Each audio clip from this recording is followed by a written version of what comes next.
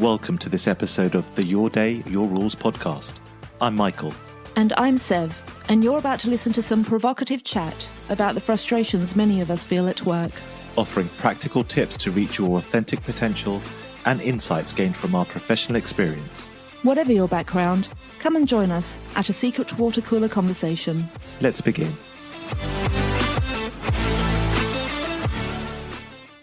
Sev, you're an employee with Imposter Syndrome. I'm a high-minded employer. Why actually should I care? I love it. You know what? Maybe you shouldn't. Maybe you don't need to care, Michael. Maybe you've got people working for you who are going to over-deliver because they want to continue to prove their worth, or maybe you're going to work with people who are going to go over and beyond and make things absolutely perfect for you. So maybe you shouldn't care. From a Machiavellian point of view, this sounds amazing. I'm managing to get these highly successful people to go above and beyond their job description, do more stuff than they actually have to, and I don't have to pay them anything extra. Yeah, on the surface, it does look quite good, doesn't it? But when you sort of weigh up the pros and cons from a long-term point of view, we might come up with a different answer. What do you reckon? I think that's possible. I mean, if we look at employee retention rates, what we want to do, I think, is keep high-performing, knowledgeable individuals, keep them within our organization for a long time. Mm-hmm. Because what they will do is then they will add to the knowledge base of the firm, lead to its further success, not go to my direct competitor, Yep. give all their information and their skills to them. Yep. So I think I want to keep hold of these people. Yeah. And we're saying, and what we're saying is, if you have people within your workplace that do suffer from imposter syndrome, then it's probably worth trying to understand that that does exist in the first place, because you don't want to get to that point where you've lost people that you've nurtured and grown with your organization to a competitor, right? Yeah. And you want to also maintain great levels of productivity. Yeah. And the success KPIs that you have within your organization, you want to make sure that those things are covered off and being achieved collectively without people suffering behind a curtain of fear or feeling like it's not safe to make a mistake, so they're taking ages to do something. Yeah. And that sounds like it would stifle innovation, stifle creativity. But from an employee well-being point of view as well, it sounds like imposter syndrome, or we know imposter syndrome and stress are closely related. Of course, yeah. So there's only people have a finite capacity to deal with stress, and if they're not able to get rid of that over the long term, then you have chronic illness or people off on long-term sick leave. Yeah, absolutely. And that's going to drain your funds, and you have to have somebody to fill in to do their role, and it's just like a double whammy at the end of the day, isn't it? Yeah, and looking at sort of team morale as well. People generally, or as far as I can see, are generally collaborative, and they want to work with other people and get the vibe of the team, get the ethos of the team in full flow. And then it feels very much like you're having to carry the burden Yes. of worrying about your colleagues as well. Yeah. And nothing seemingly is getting done by your employer. Yeah. And that will make you feel like, oh, well, actually, maybe they're not investing in my colleague. Why are they going to invest in me? Yeah. Where am I going to get? It can raise all sorts of other questions as a result of that one thing that's going on. And at the same time, like, some people will genuinely care as to why you're sort of isolated, but people have lots of things going on within their life, and their place of focus might not be upon you all the time as well. And if you're not delivering because you're suffering behind that imposter syndrome, basically, and the clown has come out to play. Hello, I'm Pennywise. Oh gosh, it's terrifying every time.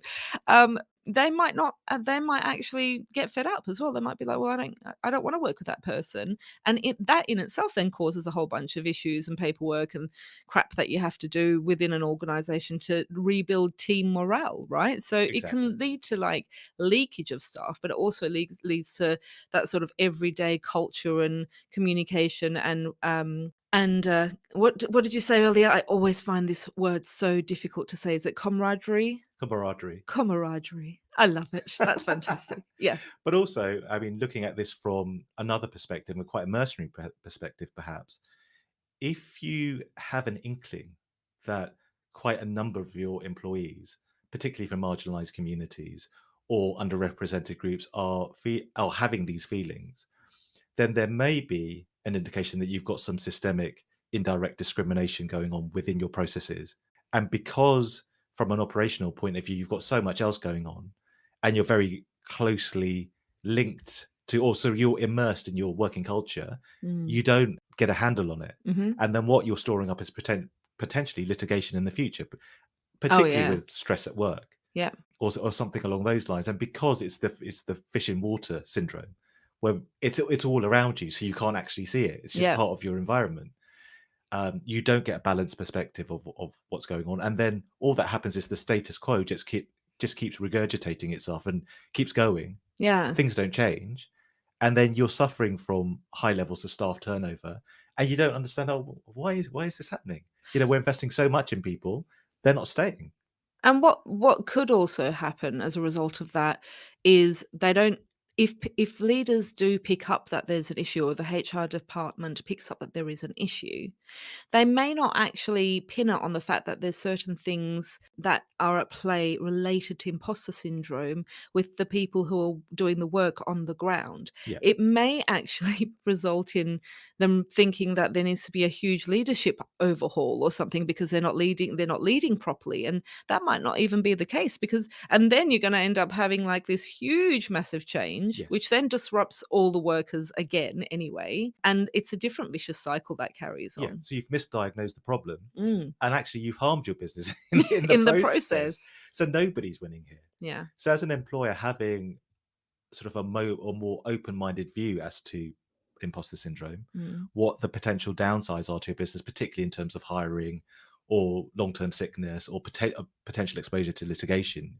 at the worst case scenario. Yes. That seems to suggest that there's a very convincing case that it's a good idea for employers to consider this and what they can then do to help employees.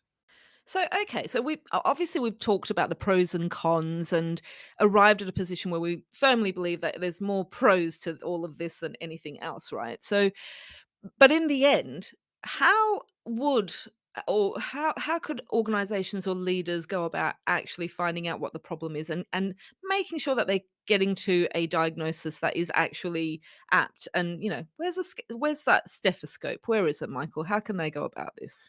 Well, I think ideally you'd have a culture of inclusion, and one where people can be very open in discussing what particular issues they're experiencing, either through their managers or an appraisal process or via HR.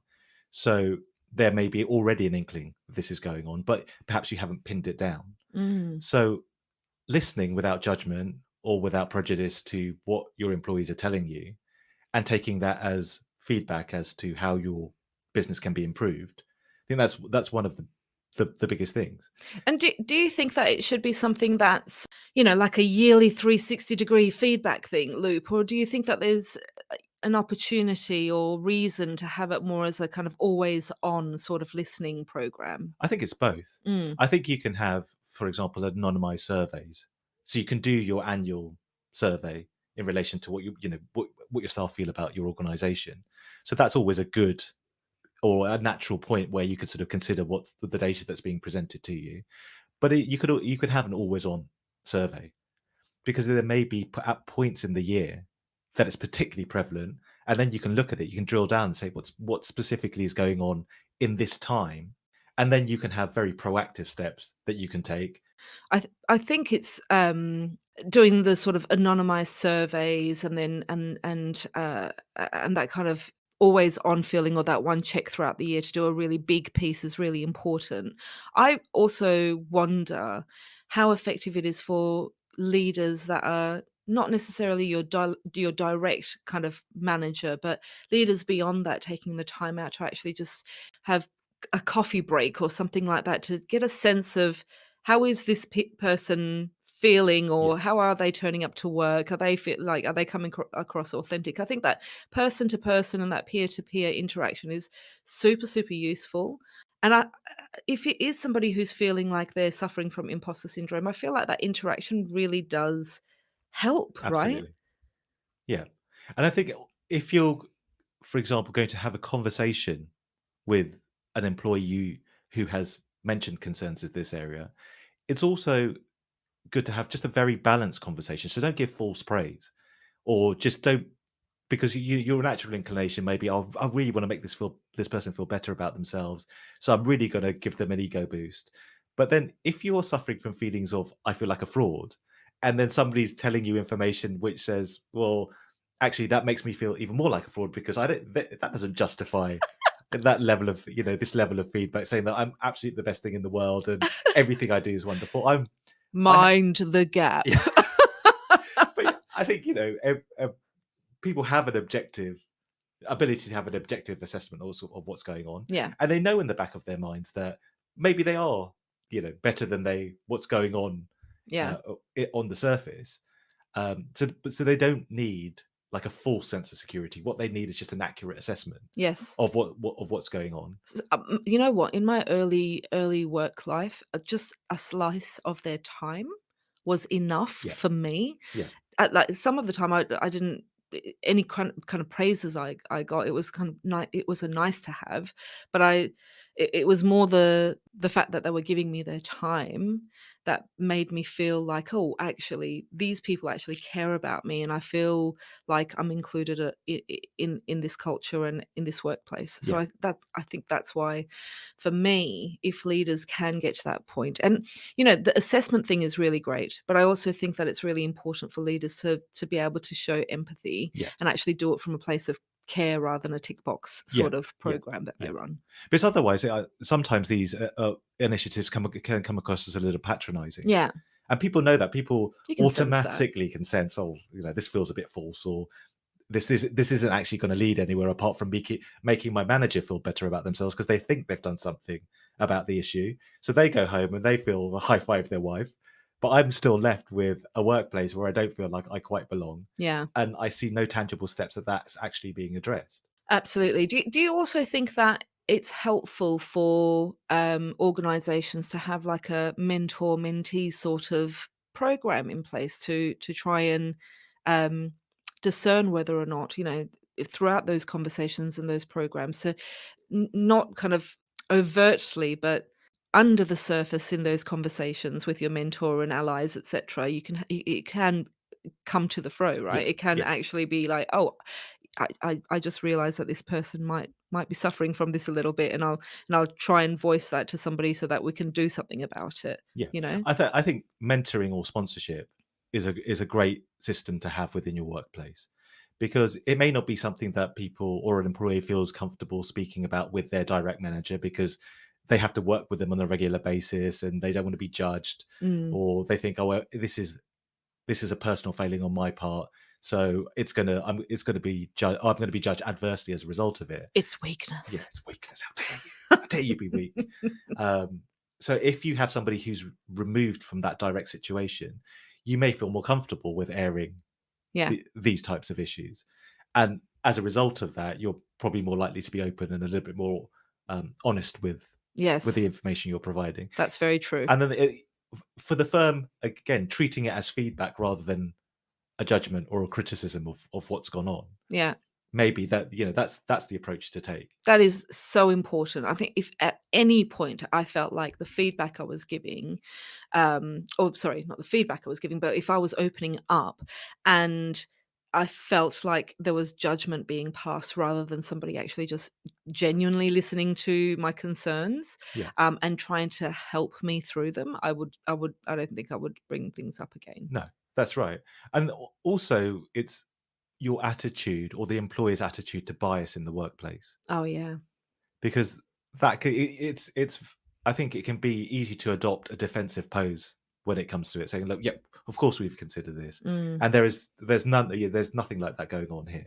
Rather than thinking, "Okay, well, It people could are." happen here. Yeah, it could Yeah. happen here. People are raising these concerns for a very, very valid reason. And rather than gaslighting them, saying, oh, actually, what your experience isn't valid, I don't know what you're talking about, never happens here, so the problem must be you. It's taking a step back and thinking, okay, Yeah. there's a trend here.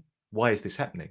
So, for example, let's say you have a look at your last 10 promotions and you assess the time it took for the people who are being promoted to get to that place. Mm-hmm. And you're seeing a trend that, well, no women of color Yeah. are being promoted, or one woman of color got promoted, Yeah. but it's taken them 3 years longer than her white male counterpart. Yes. What's going on here? Actions speak louder than Yeah. words, So basically. looking at the data objectively and seeing the theme that's coming across, not being defensive about it, but saying, okay, well, there's an issue here. Yeah. How can we identify it? What can we do about it? Yeah. And how can we get the best out of our people as a result? I think that's such an important point to cover off, actually, because maybe a decade ago, the target wasn't as clear and it wasn't as defined. And the past few years, especially throughout the pandemic, have really honed in on those important factors of, what does a diverse and equitable leadership team look like, or organization in totality look like. And maybe 10 years ago we didn't have specific, I don't want to call them labels, but the specific sort of categories that we needed to look at to see whether or not there Yeah. was a good representation all round. But we're so much clearer on that now. Yeah. And I think leaders as a whole will know when they're setting an objective. If you don't know where you're heading, then it Absolutely. doesn't matter. You can try doing whatever, but you can't keep going in one direction chasing a sunset if that's not where it's going to set, basically, right? Yeah. So yeah. The thing is also employers won't find what they're not looking for. Yeah. If your viewpoint as an employer is, well, again, this is not something for us to deal with because it falls outside the sphere of employee well-being, or it falls outside what our duties towards an employee are, then the likelihood is you might experience the thing where people up and leave, you've got no idea why, Mm. or your hiring costs skyrocket because there's so much staff turnover. You've lost your knowledge base, you've lost skills, you've lost a fantastic, well-performing team to a direct competitor, Yeah. and that has an impact on your bottom line. So, Michael, we've talked about imposter syndrome in an organization and why organizations should care and why leaders should care and do something about it, right? We've weighed up the pros and cons and we've arrived at some decisions. And we've also talked about how they can identify what's going on to try and get to a really good prognosis. But what about strategies, like specific examples of things that they can do, for instance, that can really help? What kind of ideas can we run through? Well, one idea I really, really like is to have a stock take of what professionalism means in your organization, what markers are used to assess it, and why that particular model of professionalism has come up within your organization. Mm. Because I mentioned sort of gaslighting a little bit earlier, but it's absolutely infuriating when you're given advice about what constitutes professionalism, what the model is, and people say, "Oh, you've got to be aggressive, you've got to go for it, but don't be too aggressive, and you've got to be articulate and put your point across, but you don't interrupt people too much, or too many times." And does that change depending on your own identity and who the person is? I think it absolutely does. I think if your model of professionalism says, "Oh, well, a man who looks this way and presents this way is allowed to speak his mind, whatever may be on his mind," but actually you, other person, well, you have to be a little bit more circumspect with how you approach people. Mm. So if you're a black woman, you may be seen, "Oh, you're being aggressive. Why are Yeah. you questioning your colleague, or why are you constantly making your point known?" But then if it had been somebody else, if your model of professionalism has said, well, that's actually what we need. We need somebody to be a go-getter who's forthright and who regularly airs their opinion. But So you're operating on the basis of stereotypes, then you're going to see two different people in two different ways. And that leads to feelings of, oh, maybe it's me. Maybe the problem's me. Maybe I'm the fraud.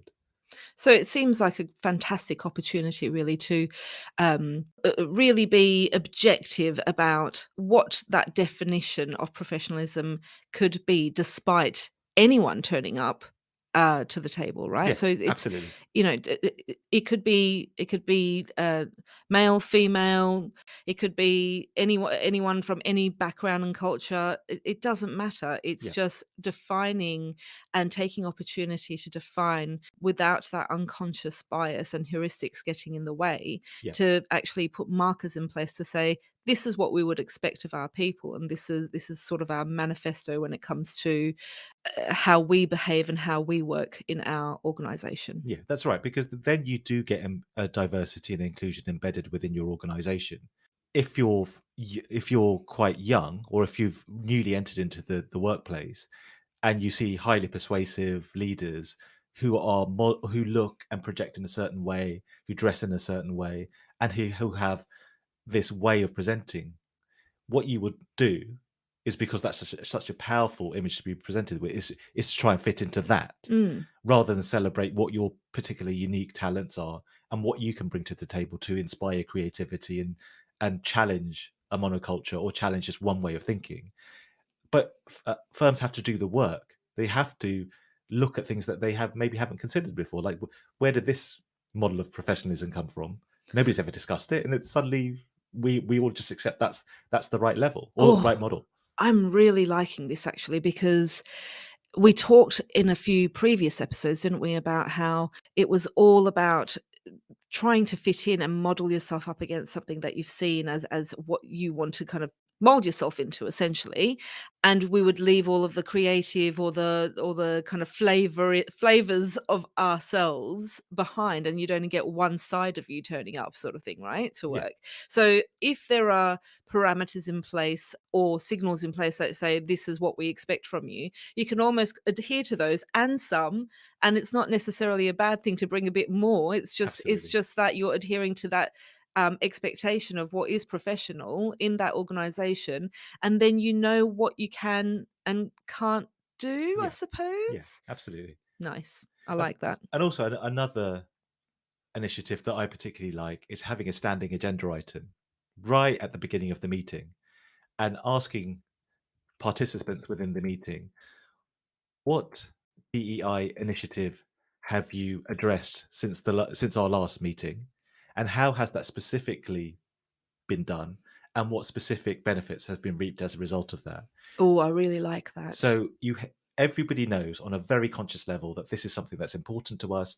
It will be addressed at the next meeting, and the meeting after that, and the meeting after that. So it's always something you are thinking about and actively looking to improve. And Mm. then you're bringing that to and presenting it to your management team or your senior leadership team. I really like that. And although, at first when you sort of say it needs to be a reoccurring agenda item, some people may perceive that to be like a tick box sort of practice. But some of these things unfortunately do need to start off that way for them to become normalized and then the Yeah, default, yeah, because everything that is different starts off that way anyway. It's only when you continue to do it and persistently do it that it just becomes part of how things are done. yeah, And that is the default versus continuing to operate in ways where it's only one side is considered and everybody else has to just hide part of them, and that creates imposter syndrome because you don't feel like you belong. I really feel strongly about this, especially having in my earlier working life, and sometimes even now suffering from imposter syndrome.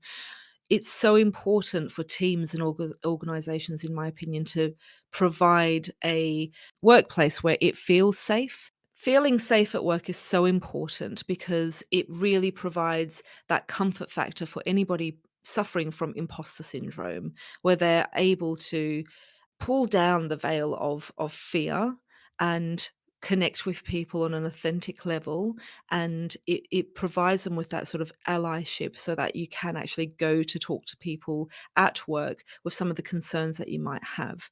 And what that also means is if leaders are providing those sorts of systems and also providing a culture where people can fail, yeah, and it doesn't feel like someone's going to get booted out the minute they do make a mistake, and leaders can actually lead by example in doing in showing vulnerability themselves, yeah, it then reinforces the fact that this is a safe environment for me where I don't have to be perfect, and I do belong despite all of the things that I might not be 100% perfect at. It's fine. We will learn and bond through it together. And I think part of all of that really comes down to that inclusivity piece, actually, doesn't it? And having that ability to sort of feel part of something that's much bigger than you, whilst you're able to also make mistakes. And actually, in the next few episodes, it's I think a 3-part series, isn't it, Michael, where we're going to be talking and diving deeper into diversity, equity, and inclusion. Yeah, I think we've going to focus in on specifically on diversity, equity, inclusion in the next 3 episodes. We're going to have a debate about the benefits of a monoculture versus a diverse culture. What, you and I? Yeah. We're going to debate. Absolutely. That should be fun. And we're going to see who the champion is. Or funnily enough, one of the episodes will also be how to be an effective diversity champion and how that could really benefit your organization. And we're also going to, this might be a little bit controversial, talk about the good, the bad, and the ugly of diversity initiatives. Oh, I like the sound of that one, actually. What we think works very well, what we think is popular, but perhaps doesn't provide any benefit to your organization. So that, I think, might get a bit juicy, might get a bit tasty. I think so. I'm looking forward to that one. And then further down the line, I think further down the line, we've got a few great episodes coming up where we're interviewing or having guests come on to talk to us really about some interesting topics about things that they're experts in. So I'm looking forward to having another voice on the show soon. Absolutely. You're probably getting a little sick of hearing our voices. I mean, I didn't want to say anything, but... Charming. Looking forward to it. Until next time. You've been listening to the Your Day, Your Rules podcast with Sev and Michael. Before we go, we'd like to say a big thank you to all of our listeners and for sharing our content with someone who needs it. Keep spreading the word and remember to like, subscribe and follow us here and on our socials. Until next time, if you want to go fast, go alone. If you want to go far, go together.